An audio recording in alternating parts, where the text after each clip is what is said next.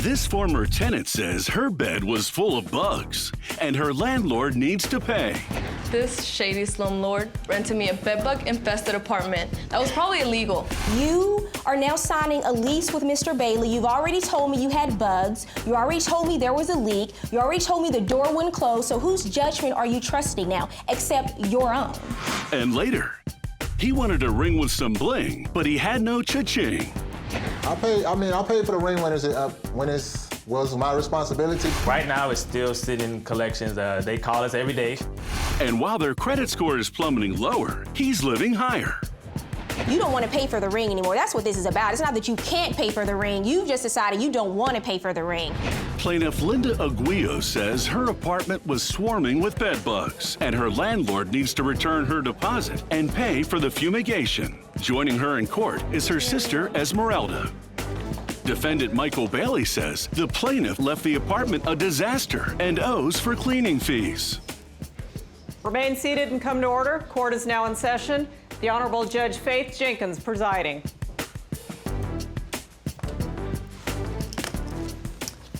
Judge, we have Aguayo versus Bailey. Thank you, Barbara. Ms. Aguayo, you're here today suing your former landlord for $919 for the return of a security deposit and also for fumigation costs. Mr. Bailey, according to you, you don't owe because the plaintiff left trash and damages behind when she moved out. You're also countersuing for $500 for cleaning and repairs. Ms. Aguayo, I'll hear from you first. Your Honor, this shady slumlord rented me a bedbug-infested apartment. That was probably illegal. And also refuses to refund me my security deposit. How did you find this apartment? I had moved in with 2 roommates, and they found it, and I trusted their judgment. I moved in, and I just met him the day I signed the lease. Do you have a written and signed lease agreement? Yes, I do. Here you go. But that's not the one that I'm here about. That lease got terminated due to bedbug bites. Back up for a second. So you signed this lease with 2 roommates. Yes. Back on July 1st of 2013. Yes. Okay, what happened with this lease? What happened was that from day 1, we started getting bit. It smelled like dog, and so we thought it was fleas. We started bombing the place twice a month, and then eventually we thought there were spider bites because we kept bombing and they just kept Well, did you biting tell us. the defendant about the bed bugs when you first discovered them? We let him know when once he left to Denmark for a whole month, and the roof pretty much started leaking because it started raining. It just poured in. It was like a rainforest inside. Also, the front door, it didn't even lock properly. It didn't even close properly. We had to put a paint bucket just to close it because it would just slam right open with a little bit of wind. They pretty much, my roommates, decided to move out. I lost my friendship with them because I was defending him. I was thinking that he was a good guy. Why would you be doing that based on everything that you just described to me? I liked the apartment. I just didn't like the situations that were occurring every month, every single time. There was like, so besides the bugs, the leak, and the door not shutting, everything else was great? Yeah, I mean, it's San Francisco. You can't really find an apartment that easily, and also it's spacious, and you don't really find that in San Francisco. Okay, so they leave the apartment, and what do you do?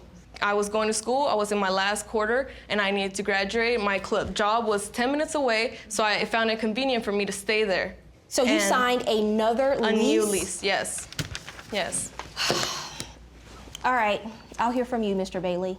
That's just crazy to me. I mean, you've told me about all these issues and all these problems. He's this huge slumlord, and then you're like, okay, but I'll stay for another year. I didn't think he was the slumlord until I actually vacated the place. All right. I thought he was a good man. What's going on here, sir? This is ridiculous. All right. 5 months after she and her friends signed a lease, her friends tried to get It was actually 3 months after. Don't do that. Go ahead, Mr. Bailey. Her 2 friends were trying to sue me. They wanted Linda to go in with them, and she came to me and told me this and said that she wanted to keep the apartment. What were they trying to sue you for? They were claiming that they were getting spider bites, and I didn't understand that. I've never had a problem with bugs there. Okay, but did you come to learn that there were actually bed bugs that had infested the apartment? A couple of months after Linda moved in. In December, Linda came to me and said, I'm getting bitten. And the 2, I called. It was actually October. Stop interrupting. Okay. He stood there and didn't say a word while you testified. I apologize. Show him the same respect and show the court the same respect. I'll show the court the same respect. When Linda brought up to me that there was a problem, I found out we did have bed bugs. Okay, so what did you do about it when you found out? What did I do about it? I tried to schedule the exterminators to come over, and I told Linda that she had brought in these bed bugs. Doesn't matter where they came from, you have bed bugs in the unit. And as a Right. landlord, it's your responsibility to get rid of them. So did you ever schedule an exterminator to come out and treat the apartment? Yes. Okay, when was that? That was as Linda was moving out in February. Oh, so it was only after she moved out? Correct. Coming up on Judge Faith. I built an apartment there. I live there also. Right, but it's not up to code. It's built to code, but it is not legal to be living there. And later, has his trip on the gravy train finally come to an end? He was having too much fun. He was the happily divorced guy out having fun, partying, buying new cars. That's how we felt looking at Wait, he bought a new car? At one point in time, he even Oh, so told you're us just that. not even trying to pay At him one back. point in That's time, what he it told is. us that he You're was not even gonna making pay an off. effort. The plaintiff is suing for a refund of her rental deposit on a bedbug-ridden apartment. The defendant says his tenant trashed the apartment and is countersuing. This is a commercial lease, Yes, so no one's actually supposed to be living in this apartment as a residential apartment? that's correct. It's not legal. Okay, so why are you renting it out to Miss Aguayo and her friends? I built an apartment there. I live there also. Right, but it's not up to code. Well, it's built to code, but it is not legal to be living there. Did you know this was a commercial lease, Miss Aguayo? No, he passed it out of a residential lease, and then when after I signed it, I looked. I know it was my fault for not reading it. But Well, no, you signed this document, and it is presumed under the law when you sign a document that you read the contents. So to come in here today and say, well, I didn't read it, I just signed it, that's not good enough. I trust the judgment of my roommates. Why would you trust the judgment of your roommates? We were really good friends. Well, no, this is after your roommates have Yes. moved out. This is Yes. when you are now signing a lease with Mr. Bailey. You've already told me you had bugs. You already told me there was a leak. You already told me the door wouldn't close. So whose judgment are you trusting now, except your own? I was also trusting that he wasn't a bad man. I was trusting that because he would tell us, oh, you can live here, just don't tell my landlord. And so I didn't want to get him in trouble. I wanted to live there, you know? Is that why you went I mean, to that's my what the bottom landlord line and is. told You him were that, willing to. I went Sir, there excuse to me. find out Don't who speak he to her was. directly. Talk to me. Okay. There are a couple of issues in this case. First, I'm going to deal with your counterclaim because I am quite surprised that you would come in and file a counterclaim knowing that you're renting an illegal, bed bug infested, leaky, perhaps even moldy apartment to a bunch of 22-year-olds, and you can come in here and think that you have some kind of claim under the law. It's like coming in and, and saying, this drug deal went bad. I tried to sell her cocaine and she didn't pay me for cocaine, judge, and I want to come in here now and you solve this problem because she breached the contract with our cocaine agreement. It's illegal, and I can't do that. And just like this lease is illegal, you have an issue because the only legal right you have under an illegal lease is the right to evict. Who's your witness here today? My sister. Hi. Hi. Step over to the lectern.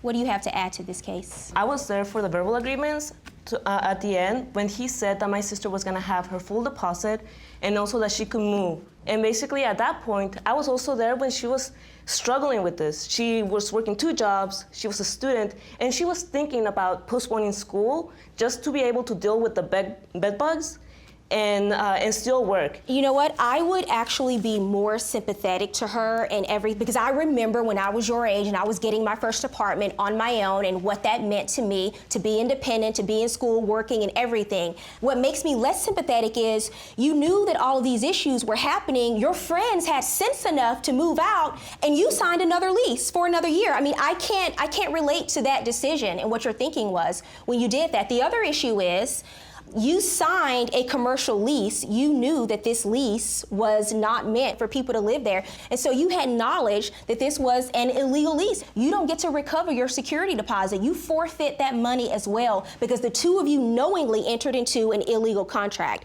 But here's what I am going to do. I don't think anyone should have to live with bed bugs. So my judgment in this case is for the plaintiff for $169. I think you should pay her and reimburse her for having to pay for those bed bugs and treat those bed bugs because that was not her responsibility. That's your responsibility as the landlord. And as for your counterclaim, 0. That's my judgment. Have a good day, folks.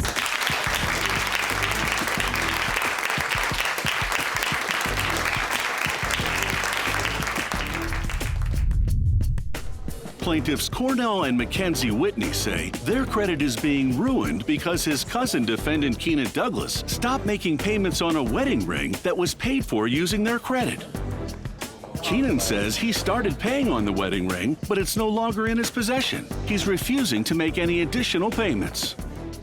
Mr. and Mrs. Whitney, you brought your cousin to court today because you say he owes you $2,892 for a wedding ring that you helped him purchase.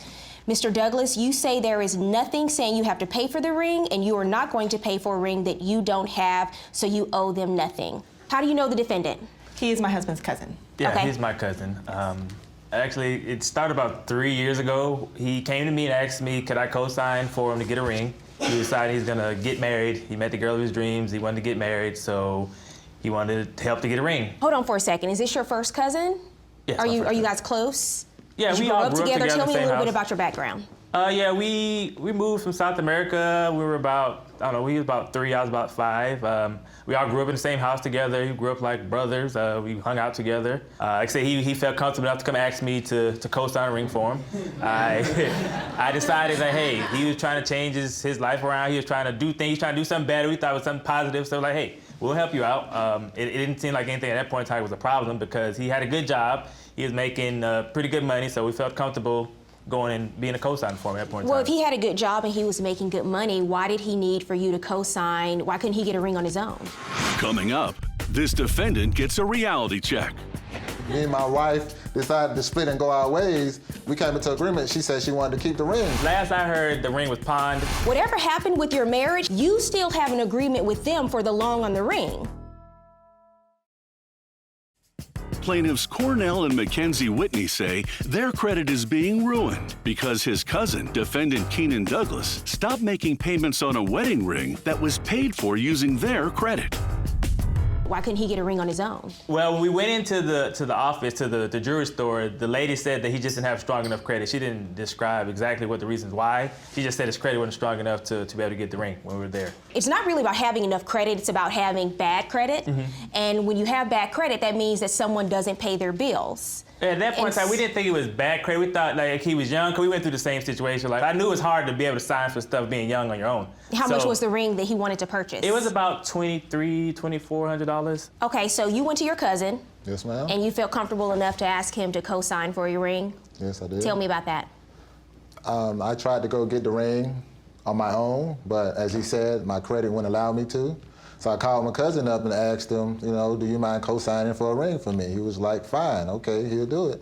And you have proof now of how much is still remaining on the ring? yes. And what happened with the debt? Did you ever pay it off? No, right now it's still sitting in collections. They call us every day. Okay, so it went to collections. Yes, it's in collections at this point in time. Like I said, credit is going down the drain at this point in time. Okay, so let me see your evidence there. Why did you fall behind on the payments? What happened? When I first got married, you know, we had bills, so I really couldn't make the And this was one of them. Yeah, it was. I really couldn't make the $200 payments like I said I would, but I was making some type of payment on there. At that point, we contacted Keenan to get the ring back, and they weren't together anymore. So we had to then contact her. Okay, so they're not together No, anymore. we're not together. Okay, and she still has the ring. Yeah, You don't she have still- the ring. no, she has the ring. Okay, all right. Well, But you we don't still know made who- the loan with them. That's the issue. Yes. At this point in time, we don't know who has the ring, Your Honor. Last I heard, the ring was pawned. When we tried to get it back, the ring was in pawn. We couldn't get the ring at that point in time. That's what she told us. So what is your defense? Because you admit to making this agreement with them. and they helped you get the ring out of the kindness of their own hearts, and you actually proposed to your fiance, who eventually became your wife, with the ring. What is your defense for not paying for the ring at this point? I paid for the ring when it was my responsibility, but then when me and my wife decided to split and go our ways, we came into agreement. She said she wanted to keep the ring, and I was like, well, you know the situation on the ring. But she doesn't have an agreement with them. You have the agreement with them. Whatever happened with your marriage has no bearing on your agreement with them. Just because your marriage didn't work out, just because the two of you split up and she took the ring with her, you still have an agreement with them for the loan on the ring. Right, but then when they call... So why aren't you paying it? Why haven't you paid it? It's not. I don't feel like it's my responsibility no more. Well, it's not about what you feel like. I didn't ask you how you felt. I asked, why aren't you paying for the ring? It is your responsibility. It is? You made the loan. You made the loan with them. Your agreement is with them. You're not telling me anything that's a legitimate reason as to why you aren't paying for this ring. I think what you want to say is, well, I feel like I don't have to pay it because I'm divorced from my wife and I don't care about their ring anymore. But they care about their credit. They care about the loan that you took out from them, that they had to take out on your behalf. That's fair. I don't know. After a while, it seemed like he was having too much fun. He was the happily divorced guy out having fun, partying. Oh, okay. Buying a new car. That's how we felt looking at it. Wait, he bought a new car? Yeah, he bought a new. At one point in time, he even told us that. Oh, so you're just not even trying to pay them back. That's what it is. You're not even making an effort. He was going to sell his old car. Once he sold his old car, he was going to get the money from that old car, and he's going to pay the ring off. Well, came to find out from social media, we didn't even find out on our own. Social media showed us that he got a new car, and we were just like... People are always we have costly. pictures What of was the it, old Facebook? car and the new car. Barbara, would you hand that to me? People I had to get a new car, costly. Your Honor, because I had to get transportation to move around. This is the So old I did sell my old car, but I still had to get a new car to move around with. Old car, new car. Okay, there we go. I was going to buy the J's for Christmas, but I bought something better. LOL, Merry Christmas to me. And now, Judge Faith rules. So is that the new car? That is the new car. Okay, all right. So at this point, you're just picking and choosing what you want to spend your money on, and you've chosen, because you're divorced and things didn't work out with your wife, she's gone on about her business, you don't want to pay for the ring anymore. That's what this is about. It's not that you can't pay for the ring, you've just decided you don't want to pay for the ring. But it's unfortunate because your cousin stuck his neck out on the line, they stuck their necks out on the line for you, and you're ruining their credit. That's not fair to them. And see, that's the problem. It just looks like it's a slap in their face. Because you owe money to them, but you're on Facebook posing pictures with the door. What is that, a suicide door? I had that car before we even made this payment. This agreement. So that wasn't something that was fixed up after I made this agreement. That car was like that. You do look like you're kind of broke in that photo, though, I have to admit. I look broke. I'm just messing with you. All right, No, so what's your defense? Me and my wife, okay, she decided she wanted to keep the ring, and she knew the situation on the ring, so I told her, I said, look, if you want to keep the ring, you know you got to pay out the rest of this balance on this ring. So she was fine with that. They even called her, contacted her, and made an agreement, like he said, of whatever, $300 for the minimum to start out with or whatever. And when she didn't go through with that payment, then they came back to prosecute me. They just want their money. They just want to be paid back. That's the bottom line. You bought the ring under the condition that you would pay it off. You wanted to be able to propose to your fiance and get married. Unfortunately for you, that relationship did not work out, but the termination of that relationship did not terminate your agreement to them and to pay off the loan that you made with them. And a couple of things I want to say, you shouldn't do your cousin like this. He just talked about how you guys grew up together, how close you were, and how close that you are as a family, and you shouldn't be doing your cousin like this. Like, he did something really nice for you, him and his wife, and they didn't have to do that, but they were just looking out for you and your best interest when you said that you met the love of your life. So you should make every effort to pay them back the money that you owe them. They put their credit on the line, they put their good name on the line. They're a young couple trying to make it in this world just like you are. So show them some respect, pay off your loans when they're due, and pay them the money. My verdict is for the plaintiffs in this case, $2,892.00. The courtroom is flooded with accusations. The pipe broke. It wasn't my pipe. It was a washing machine it was your pipe, from and you're a upstairs liar, from and the the lady. words you breathe is the lies you tell. Yeah, that's not from the washing machine. Because if it was the washing machine, the whole thing would have came down with the washing machine. You have come into court today, and I'm looking at photos of an entire ceiling in her unit. Don't interrupt me again. And was there fraud and deception in this car sale? I have children. I took money, food out of my kids' mouth to give you money for a car you knew didn't work. April, you shouldn't be talking to me like that. You know me. You know who I am. You know so who you I can't am come too. here. You can't come here and tell me all that story. I gave you $2,800 and you sold me a Sir, are you a mechanic for a living? Plaintiff Sean Robinson is suing her former landlord for the return of her security deposit and for damages to her personal property. Defendant Sam Ranani says he owes nothing and the damages are not his responsibility. He is countersuing for unpaid rent. Remain seated and come to order. Court is now in session. The Honorable Judge Faith Jenkins presiding. Your Honor, we have Robinson versus Ranani. Thank you, Barbara. Okay, Ms. Shawn Robinson? Yes. You are suing the defendant, Sam Ranani, for $4,826, the amount you said he owes you for your security deposit and property damage. Yes, ma'am. Mr. Ranani, you are countersuing for $6,437 for back rent the plaintiff owes? Yes. Okay, so we will start with you, Ms. Robinson. When did you first start leasing a unit from the defendant?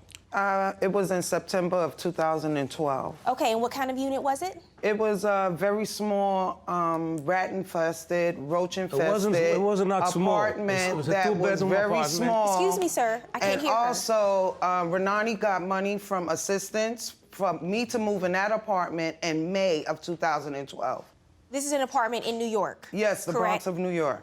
And how did you come to find this apartment? Well, I found this apartment through a real estate broker who was also conniving. Him and Sam was in cahoots. She came out of the shelter. Yes, I was displaced. So what did she came out of the shelter? I was displaced, and I had to come up with $3,800 before he allowed me to get the keys to move into that apartment. When Section 8 was already giving them the money for me to move in, they was waiting for me to come up with extra monies that I really didn't have. Ma'am, let me ask you a question. Did you sign a lease for this apartment? Yes, 9 until I gave them $3,800. Okay, you gave $3,800. How much was your monthly rent? My rent was $1,413. Okay, how much of that did Section 8 pay? $112 and some change. They paid for me. Did you pay a security deposit? Yes. How much did you give as a security deposit? $1,413 for a security deposit. Same as 1 month's rent? $1,413 for 1 month's rent. I was a nice guy giving her the apartment. If you was a nice guy giving me anything, you wouldn't have me in court right now. You would have gave me my security deposit back, and also you would have gave me my money for my property damage when that pipe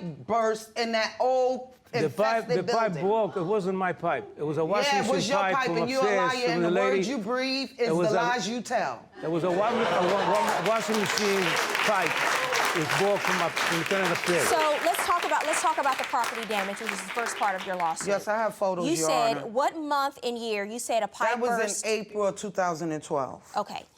What happened? Were you home? No, I was not home. Tell me what My son happened. called me and told me that water was pouring from the ceiling. So I raced home, and when I got home, I saw about 1.5 inches of water from the front door all the way to my bedroom. There was water. Everything that was on the floor got damaged. The only thing I required for him to do at that point was replace my television I just bought. Did you get a call from the plaintiff telling you that a pipe burst and she had water in her unit? It wasn't. I got a call. Okay. My super went up there, and we checked it out. The tenant above wasn't home. She wasn't home. So at nighttime, when the tenant came home, the super went upstairs, and he saw You're lying. Excuse me, ma'am. Please don't interrupt. from a washing machine, which belongs Sam, to you the lying tenant. because you showed up while I was there. Ma'am, it doesn't belong I need to to hear his version of, yes, of these I'm events, sorry. okay? So what happened I don't want to was, dismiss your case, but if you I'm keep sorry. talking. So what happened was, my super checked it out, and she wouldn't let him in like 2 weeks after to fix it. But when he checked it, Oh, my God. he saw that it was leaking from the washing machine upstairs. He closed the washing machine, disconnected. He told the lady upstairs, don't use the washing machine, because you're causing a leak So you're downstairs. saying that the water damage in her apartment was caused by a leak from a washing machine in the upstairs apartment? Above her, in the kitchen, Let me see the. There's no way, Let me see Your the photos Honor. of the Here damages, are the please. photos. That water, I had also had water leakage in my bathroom. Pipes were bursting all through that apartment. Let's look That's at this how on the flat corroded screen. it was. This is how the ceiling collapsed in the kitchen from water, supposedly The from leak a came from the washing machine. That was a pipe burst, and it was no wasn't a pipe water burst, upstairs. it was a washing machine. Because I went upstairs, and photo of you're the lying, ceiling? Sam. Yeah, that's not from no washing That's machine. Because if it was a washing machine, the whole thing would have came down with the washing machine. The sheetrock, right? The sheetrock falls down because any little bit of water goes into the ceiling. No, sir. It falls down. I'm looking at two photos here. That's of a ceiling. Right. And it's your testimony that a washing machine caused that kind of damage to the Yes. ceiling to her unit? Yeah. Okay. Coming up on Judge Faith, the nightmare gets worse when it goes from falling ceilings to this. It was infested with rodents, Your Honor, roaches and rats. I woke up, a mouse was in my bed. I had to get a stray cat. And later, some she said, he said with a broken down car. You brought a car to the shop and I replaced the few pumps. You did not and you know replace. that. No, you I did not. No, you never replaced anything. You drove the car for about 3 months. You never replaced anything on that was it vehicle. running? Plaintiff Shawn Robinson is suing her former landlord for the return of her security deposit and damages. Defendant Sam Ranani says he owes nothing and the damages are not his responsibility. So what did you do to repair this damage, sir? The super, and we closed the water first in the washing machine. Yeah, the fire department had to come out and shut off the water because it was a main water line break. It wasn't a water main. It was a washing machine. You're lying. Did the fire department respond? I didn't see no fire department. No fire department. So to your knowledge, the fire department did not respond? No fire department. The super came upstairs and shut the washing machine off. Okay.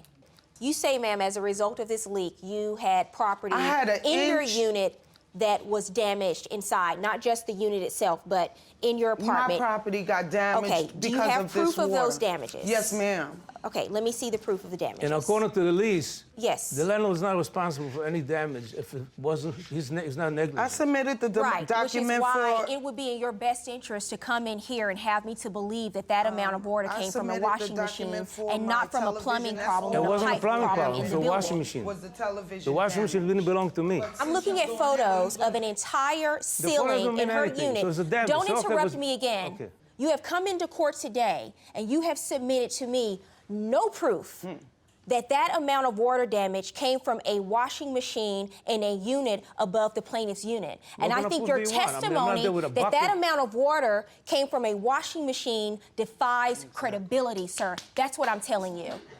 Okay, but I'm saying differently. The security deposit, which you told me you paid $1,413. Yes, you ma'am. said you did not get that when you moved out of this Not unit. at all. And if I owed him... What's the month and date that you moved out? I moved out in February because I moved into a new apartment in February. I got my lease on February 1st, 2013. Sir, why did you not return her security deposit in the amount of $1,413? Why did you keep that? It wasn't a security, it was a voucher. Section 8 gives you a voucher. There was no money involved. Section 8 give you part of it. They give you half of the rent. Okay, they give do you have half. proof that you paid? Yes, I have proof. Here are my receipts. Barbara, would you hand me that, Didn't please? think I had them, huh?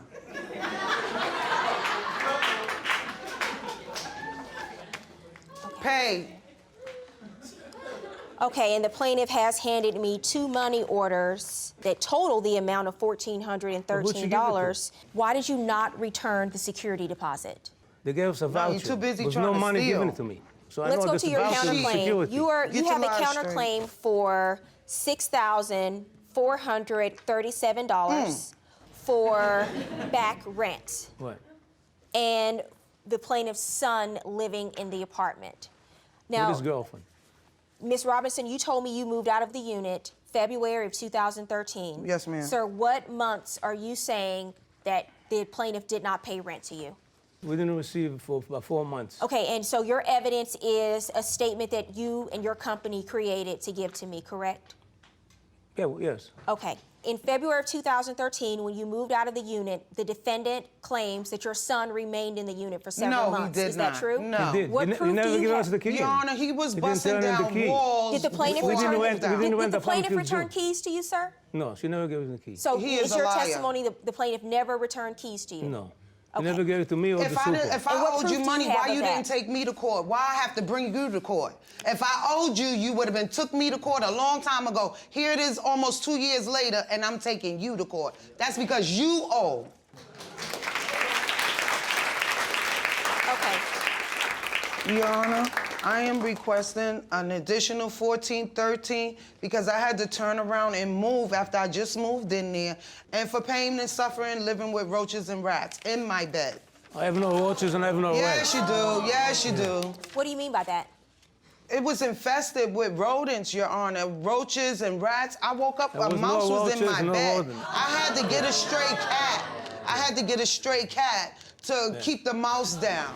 Okay, here's my ruling in this case. On your counterclaim for the amount of $6,437, I'm dismissing it in its entirety because you came into court today and you brought me no evidence to show that the defendant owes back rent. You brought no evidence to show that her son continued to live in the unit when she moved out. You brought no evidence to show that she breached the lease, besides your own in-house created documents, which I am not going to rely on in this case. So on your counterclaim, sir, dismissed, you get 0. On your claim, ma'am, I find the defendant's testimony that amount of water damage was caused by a washing machine to be completely incredible. I don't know, sir, if you think because you have Section 8 tenants and because they came from a shelter that you can just sort of say whatever you want to them and get away with it, but it's not going to work for me when you come into court. And you owe the money. So she has shown me sufficient proof that she paid a security deposit in the amount of $1,413. I'm going to order you to return her security deposit in that amount.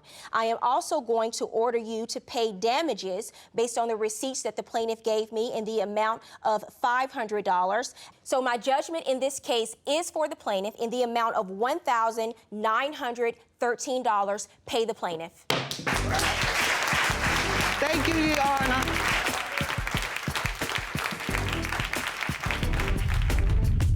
Plaintiff April Wilcoxon is suing her former friend for the cost of a car and towing fees.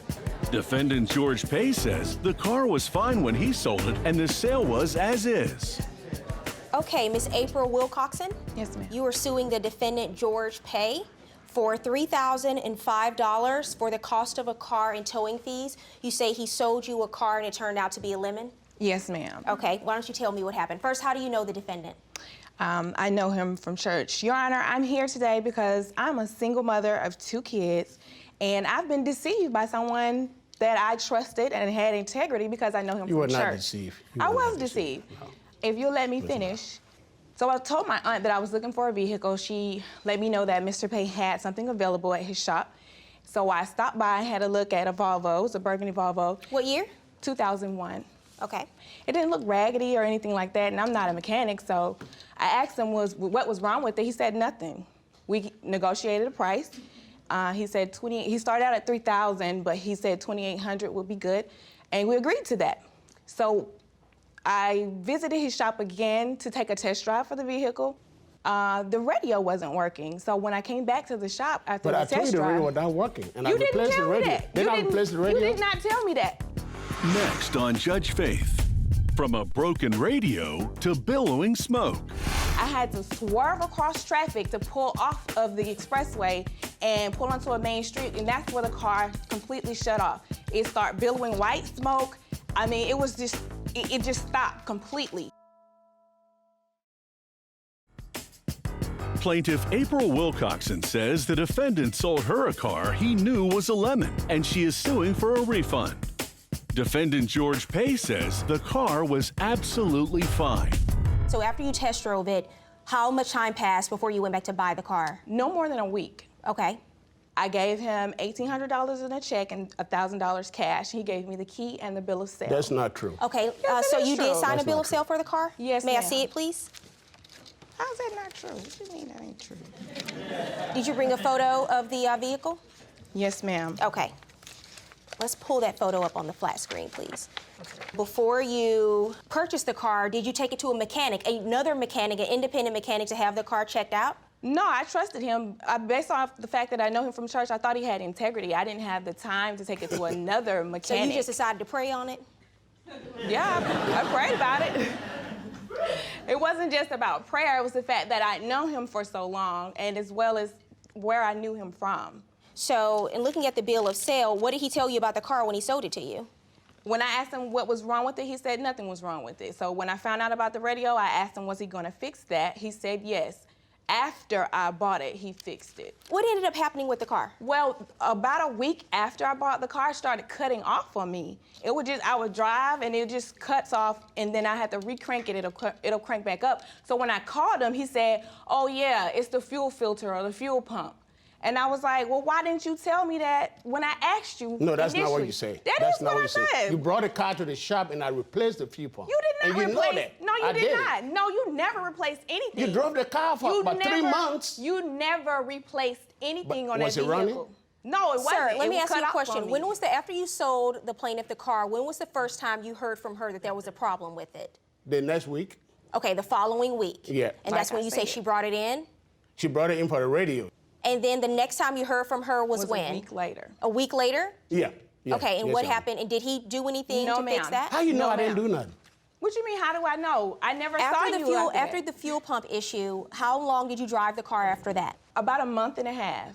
Okay, and then what happened? Come May the 25th, I'm driving on a 5-lane expressway. The car starts sputtering. I had to swerve across traffic to pull off of the expressway and pull onto a main street, and that's where the car completely shut off. It started billowing white smoke. I mean, it was just, it just stopped completely. And how long did you have the car then? Exactly 2 months, because I bought it March, and it was May when it cut off. And have you driven since then, since No, the ma'am. incident in May? And now, Judge Faith rules. Sir, you want to say something? Well, she He called about to me. lie. That's why he can't talk. He about to lie. She called me, April, you shouldn't be talking to me like that. You know me. You know who I am. You know so who you I can't am, come too. here. You can't come yes, I here can. and tell me all I that gave story. you $2,800 and you sold me a Sir, are you a car. mechanic for a living? Yes, ma'am. Okay, and you also, do you sell cars on a regular basis? Yeah. Okay, and so I'm looking at the bill of sale here, and it says here the purchase price for the vehicle, $2,800, and you believe that the car is in good condition. Yes, ma'am. Here's the thing, whenever someone buys a used car, by law, it's an as-is sale. Correct. So that means buyer beware. However, so Your that Honor, means take it or leave it. But if you take it without taking it to a mechanic, you take your chances. And you already told me that you trusted him because he was a church member and that you've known him for all those years. Well, perhaps that's a lesson that you learned. Just because someone goes to your church doesn't mean that they, and I'm not saying that you did anything intentionally, but I'm just saying that it's not about trust. It's about you doing your due diligence when you buy a car. I what did, you have and to do, I have okay? an estimate of such thing. I did take it to another mechanic. But after you purchased it. I'm not the only person. I didn't find that out until he did that to me, and it's not right. It's not That's fair. not true. I have children. I took That's not true. money, food out of my kids' mouth to give you money for a car you knew didn't work. Ma'am, the responsibility is on the buyer to have the car checked out before you purchase it. So my judgment in this case is for the defendant.